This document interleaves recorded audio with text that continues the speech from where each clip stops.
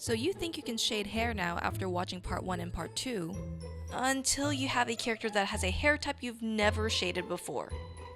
And you have no idea where to start. Well, don't worry, because in this video, I'm going to show you how to shade different hair types. Welcome to part 3 of our hair shading tutorial series, where I show you how to shade hair. In part 1, we talked the basics of rendering hair, like shading hair like ribbons, and the 4 value system. And in part 2, we talked about how to color hair. So if you haven't already, go watch those 2 videos first. And if this is your first time on this channel, hello, we are Draw Anime Academy, and we help you to get better at drawing and have fun. We're active on YouTube again, so if you want to support us, hit the subscribe button so you don't miss a tutorial. Now let's get started with part 3. Let's start with drawing a few strands of hair ranging from straight to curly. Now, even though this is a hair shading tutorial, knowing how to draw hair will actually solve the majority of your shading problems, because if you don't understand what's happening in the hair when you draw it, how will you be able to shade it? When drawing different hair types like this, I focus on the gesture and I think of hair like flowing ribbons or ribbons wrapping around a cylinder. If you don't know how to draw hair like this, go and watch part 1 of this hair shading tutorial series. So the next thing I want you to do is count how many curves are in these hair strands. This will determine how many highlights you'll tend to see. So for instance, this straight hair or straight lock of hair, I have a 1 S curve right here, and there's kind of one curve that comes up at the top. So I would mark that as, 1. And you don't have to do this. This is just more of like a note for yourself. Now on wavy hair, for example, there's probably 2. So, well, there is 2. There's 1, 2 for this lock of hair in particular. If it were longer, I would probably have a lot more curves and all that stuff. For curlier hair like this, you would have 1, 2, or 2, 3, 4. And as it keeps on going and looping, the light will catch those curves and you'll see highlights on them. Now you could also argue that you could see a curve here or a curve here. Now this depends on where you want to put the light source, but that's generally where your highlights will be, where the apex comes out. And for styled curls like this, you have 1, 2, 3 just alone for these curls down here, because there's basically like 3 cylinders on here, and you could argue that there's also a curve right here that we can play with later on. So now that you have all these marked out, let's go ahead and shade these in. So now the next step is to add your light source. I'm going to add mine at the top, our left, but their right. And it's probably going to be at a 45-degree angle. And I'm just going to use the same light source for each hair strand, just because it's just easier that way. And because we have this light source all set up, finding where the shadows and the highlights are will not be that big of a deal, or will be a lot easier considerably.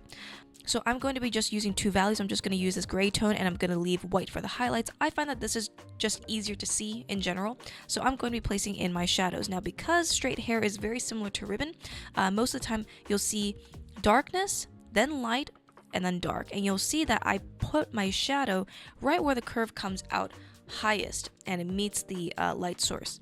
So where this is all tucked in, so it's going away from the light, this curve is going towards the light and will have a highlight.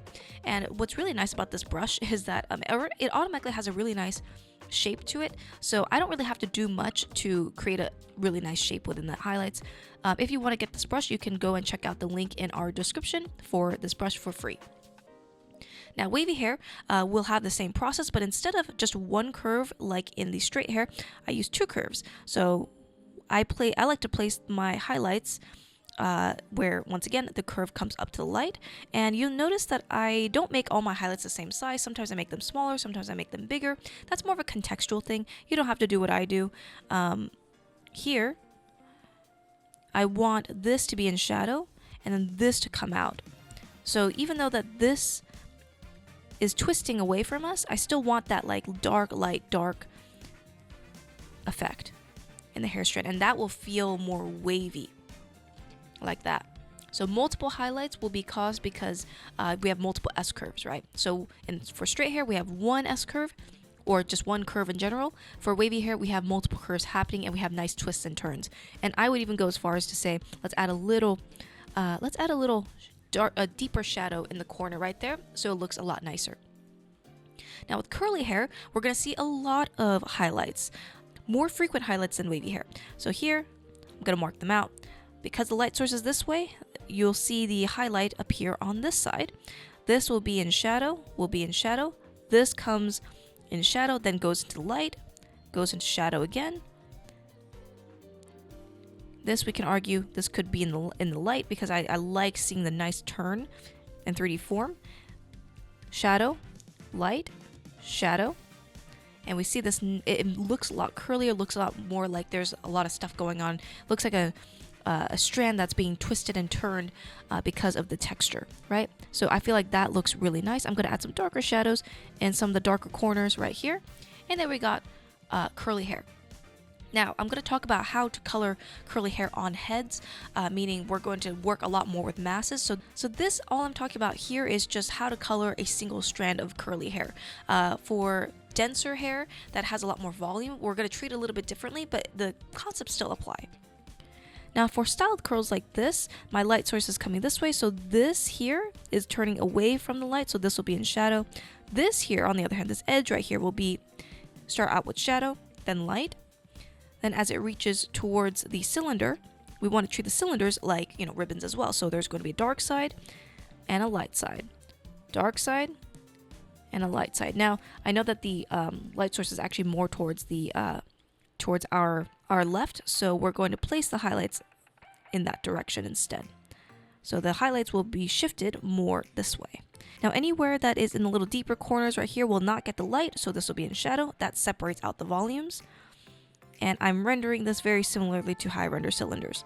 Once again, if you have not watched part 1, this is where I talk about rendering hair like cylinders and ribbons. So if you haven't watched that and you jump to this point and you're confused, that's probably why. So go check that out first if you haven't already.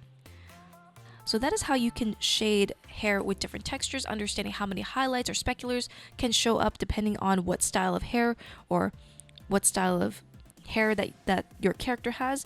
I would argue that this could be just a little bit darker, this highlight, so it doesn't come off too jarring. So I'm just going to put a light wash on top. Now that we covered how to shade different hair strands with different textures, let's move on to drawing hair on top of heads. And in order to draw some nice hair, we gotta start off with a nice head drawing for a base. And then we'll duplicate it 5 times for all the different hairstyles we're gonna draw. Now, unfortunately, I won't be talking about how to draw hair, but you will be able to see how I approach it. You know, I always start off with the hairline, and I start the hair piece by piece. So I always start with the bangs, then the sides, and then the back. That's personally my way of organizing the hair. You may have a different, method, but I find that this helps me to not get too stuck on the details and just get the main idea across. You'll also notice that when I'm drawing hair like this style, for example, I think of the hair like a soft helmet. Hair also adds a lot of volume because there's cushioning involved, and if you draw the hair very close to the scalp or sticking to the scalp, it's just not going to look as lively. It's just going to look very flat and just not very voluminous. So I always make sure to add a lot of overlaps, especially hair strands on top of other hair clumps, and having drawn the head first helps me to see how far I can push the hair out, how fluffy do I want to make it, and stuff like that. By the way, I'm also going to be making future videos on how to draw stuff like facial features and different head types, and so be on the lookout for that. So for curly hair, instead of starting off with the individual strands, I start off with a silhouette. This is just to help me to contain the hair and make it so that I'm not, wondering where this is going to end. So this is just a general idea of what I want the hairstyle to be like. Now, I think I started a little bit too early into the detail, so I had to change things up and just really try to get the main idea across, but that is totally normal if you struggle with curly hair like this. I make those same mistakes as well. Now for the detail inside the hair, I use hatch lines and I use them with C-curves. This is just to imply the curls in our hair without drawing individual strands. And that's really all we're trying to do. We're trying to untangle the messiness in curly hair and try to make it look organized. And so for afro hair, I'm going to start off the same way. I'm going to start off with the silhouette first because that is just easier to break it down. And I'm all about starting simple first. So for afros, specifically the silhouette, I really advise to not have an even pattern like this, but rather have a lot of variety instead. So kind of think of it like a tree shrub. And we're going to use that same texture all throughout the afro. This is more of a stylistic choice for me to make the afro look a little bit more natural, but if you want, you can also draw this in whatever style that you want, whether if it's cartoony or whether if it's a little bit more realistic. By the way, we cover these topics and much more in Anime Art School, so if your dream is to draw your own characters and make that webcomic, but you don't know where to start with drawing, go and check it out in the link in our description. Now that we've drawn these hairstyles, let's go ahead and fill these in with color and shade them as well. So, you'll notice that I color these all in gray, and this is more of like a mask, but I also want to show you the interesting thing about silhouette. So here I removed the line work, and this is basically the overall essence of what the hair looks like without line work. This is actually a really crucial thing to think about, especially when you are drawing. Every time I think about drawing hair or drawing anything, I think about what's this going to look like when it's only shaded with a flat color. And that is more just trying to find the graphic shape of the hair itself. How interesting does it look without line work? And I find that this is a skill that takes a lot of time to get used to, but it's super helpful later on. So I really want you to understand whenever I'm drawing hair or something complicated, I think of this. So for instance, every strand that I'm adding is going to add to the silhouette. So if I added a strand here, or maybe add a bit of negative space here, it's going to affect the silhouette and it's going to affect how we see the overall image. So I always make sure that the flat shape looks good first before we dive into getting to the nitty-gritty. So I'm going to go to my layer where I colored this all in gray. This is my layer right here. And I'm going to press this lock mechanism right here. It's called the pixel lock. And this makes it so that anytime I color outside the lines, it's not going to show. So this acts like a mask. And this I just use all the time. I love it. Alright, so I'm going to shade this all. I'm going to turn this all into white just because I think the gray kind of distracts me sometimes.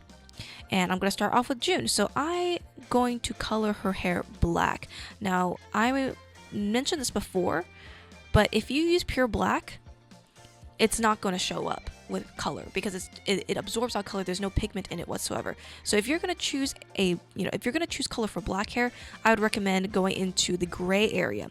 And then you can also choose whatever tint that you want. I'm going to choose a bluish tint right here, a cooler black. This might be a little bit too dark, so I'm going to move it up a little bit more. There, that's better.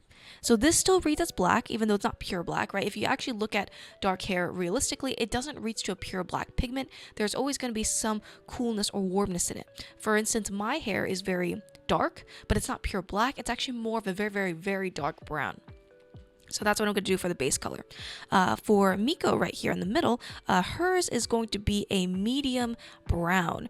And I'm going to push it more towards the yellowish orange section. So this is a very warm brown, a lot more towards reds. I actually want more of a cooler brown, more towards yellow, and a little bit less saturated than this. And that is her hair color for Miko. Maybe it could be a little bit darker and a little bit more saturated, but this is the vibe that I want. So I'm thinking in terms of value, because if I turn this black and white, you can see that the dark hair is considerably, or you can see that the black hair is considerably darker in value than my brown hair right here. And brown is going to naturally be darker just because that's the true color and the true value of it.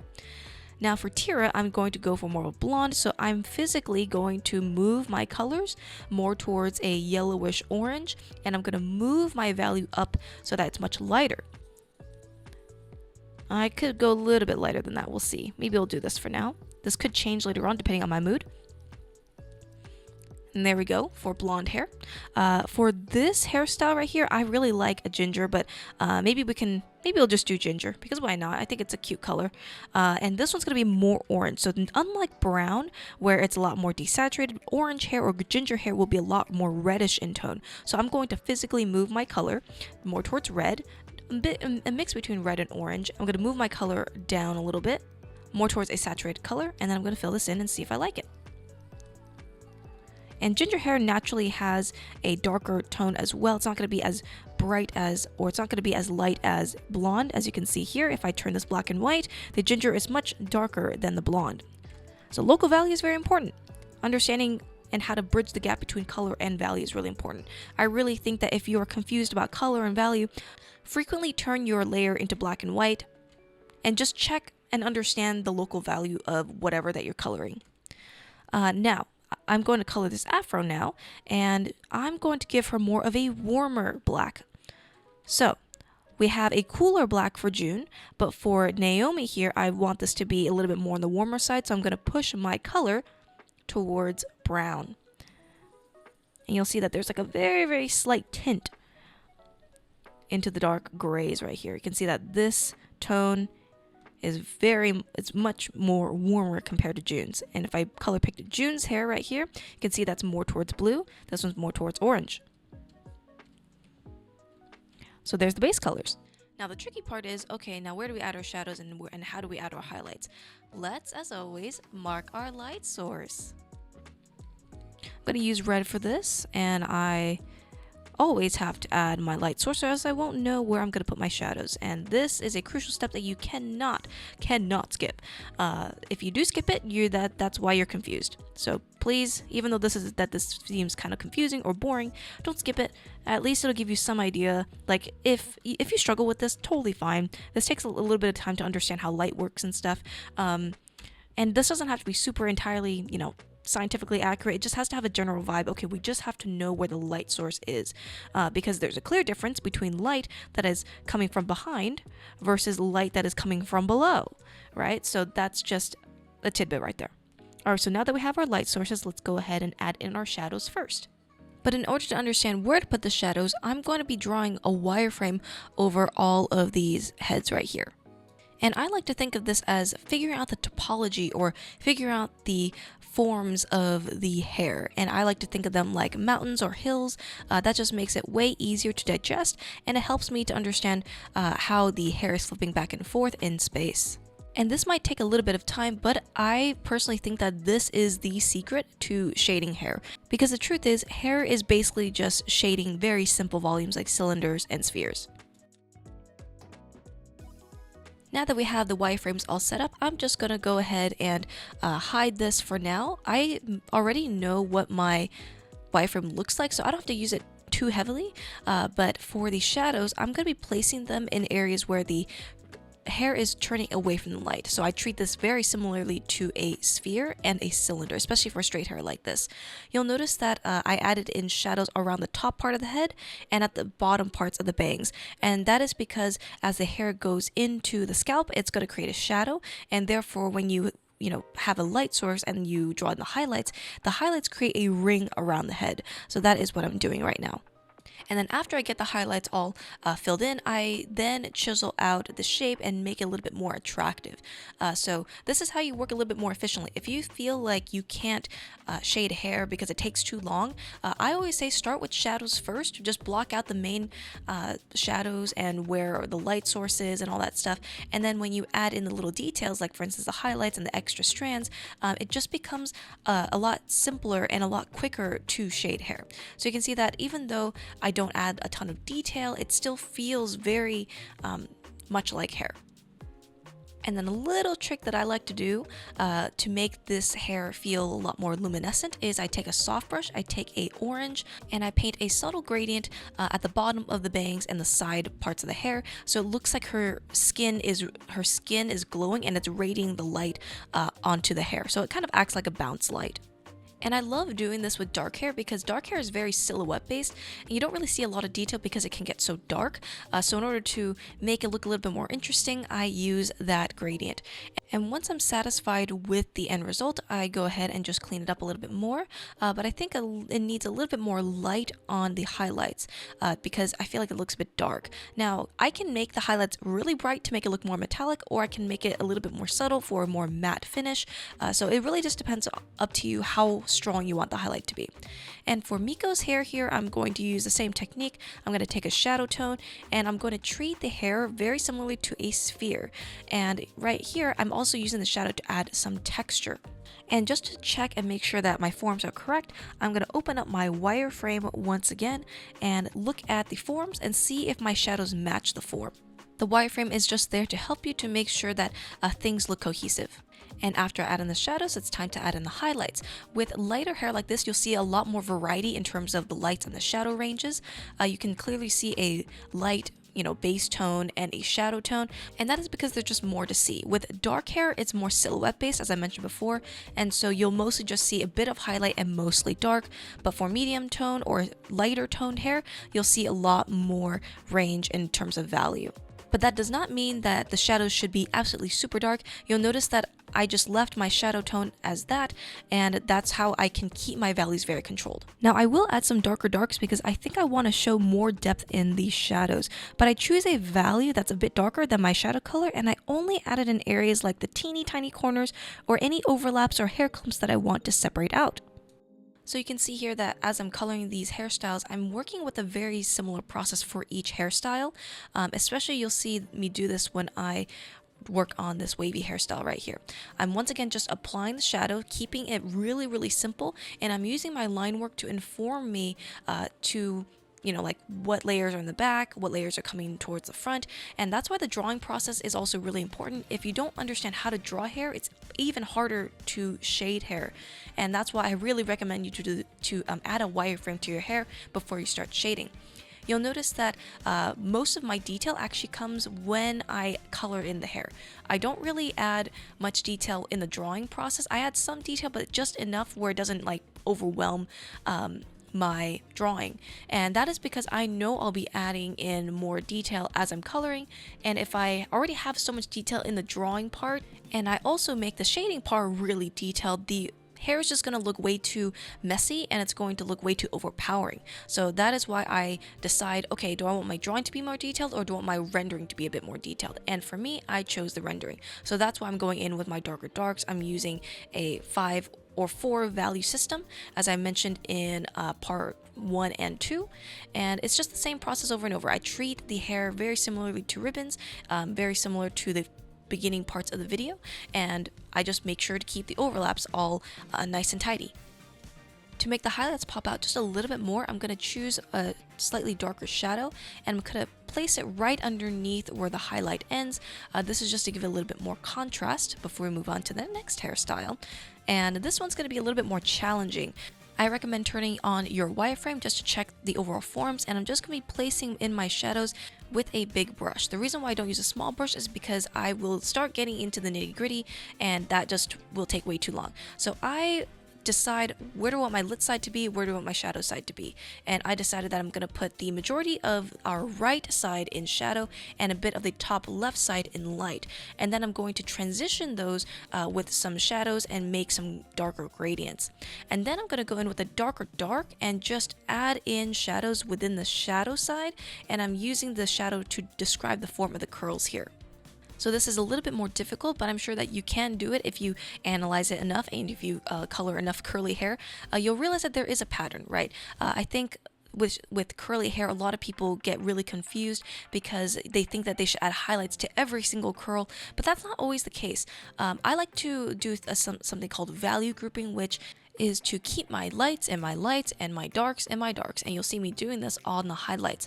I'm using a lasso tool for this because it's just easier to draw the shapes in, but I'm drawing my lights or my highlights specifically in the lit side of the hair, because you won't see highlights inside shadows. That's not where highlights go. And I only placed it on the top part of the head because that is where my light source is and that's where the light is going to be reaching it most. Now you also notice that the areas of the highest contrast is on the silhouette as well as on the bangs where it's closest to your face, and that is because it creates a lot of contrast. And same thing with the highlights. You'll notice that in the shadow side, if you squint your eyes, there's not a lot of detail, but there's more crisper details in the lights, and that's where I chose to create my focal point. Now here's the most fun hairstyle that I like to color or I like to render, and that is the afro. And you'll notice that when I'm adding in my shadows, I'm also maintaining that very uneven texture similarly to the silhouette. And I'm also adding in shadows where there's going to be overlaps in the hair. You'll notice that my shadows are very soft. This hair is not going to get super streaky or super light. It's going to be a little bit more of a matte texture. Now for me personally, I like adding most of the detail in the core shadow right here. That is because as the light transitions to the dark, there's going to be a lot of bumpiness and texture in that area. So that's why I'm adding some stippling in that area and leaving the lit side and the rest of the shadow side simple. I'm also going to add a tiny light gradient at the bottom of the hair to show a little bit of bounce light, but overall we're almost done with the afro here. Since 4C hair is very delicate and very small, I'm treating it more like a cluster, and that goes for the highlights as well. You'll notice that I don't add individual strands in this, I just add more of like a stippling texture for the highlights, and that'll make the hair feel a lot more fluffier and feel a lot more dense. So for 4C hair or afro hair like this, you want to approach it a little bit differently, but also keep in mind that this is also a sphere. And realizing that for rendering afros really helped me a lot. And I hope that it helps you as well. So that is pretty much it for this video. Hopefully that you found this helpful when it comes to coloring and shading hair, especially with different textures. Once again, if you haven't already, be sure to like this video and subscribe to our channel, and be sure to comment what other types of videos that you'd like us to make. And don't forget to stop by one of our live streams. We stream on Mondays, Wednesdays, and Fridays at 4 p.m. Pacific, and it's so much fun, so please let us know if you're new and say hi. And don't forget to check the links in our description for Anime Art School or our books. Anyways, that's it for me, and I'll see you in the next one.